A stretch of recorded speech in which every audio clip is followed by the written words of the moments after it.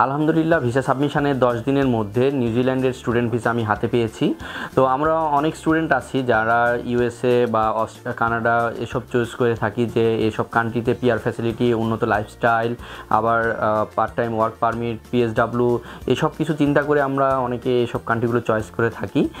অনেক সময় এসব কান্ট্রিতে আপনার হলো ভিসা রিজেকশন হওয়ার চান্সও থেকে যায়। তো সেই ক্ষেত্রে অনেকটা নিউজিল্যান্ড বলেন বা এই কান্ট্রিগুলো একটু ভিসা রেশিওটা ভালো দিচ্ছে।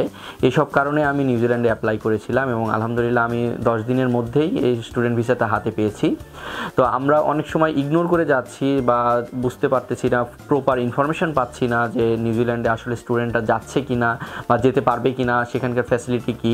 তো সব কিছু মিলে সানজেন আমাকে গাইডলাইন করেছে যে এই নিউজিল্যান্ডে আপনি গেলে এই আপনি ফ্যাসিলিটি পাবেন বা এইখানে গেলে আপনি এইভাবে আপনি পড়তে পারবেন। আমি যেহেতু মেডিকেল ব্যাকগ্রাউন্ডের, আমার মেডিকেলের সাবজেক্টগুলো সেখানে আছে অ্যাভেলেবল। তো সব কিছু মিলে সানজেন আমাকে সব কিছুতে হেল্প করেছে এবং 10 দিনের মধ্যে ভিসা আসার যে ফুল প্রসিডিওর সেটাতে আপনার সানজেন আমাকে খুব হেল্প করেছে।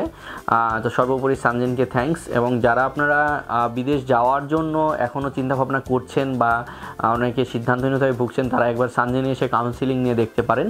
তাহলে আপনি আপনার সকল কনফিউশনগুলো দূর হয়ে যাবে এবং আপনি কান্ট্রি চয়েস বলেন, ইউনিভার্সিটি চয়েস বলেন বা ফুল যে জার্নিটা আপনার সব কিছু স্মুথ হবে ইনশাল্লাহ। Thank you.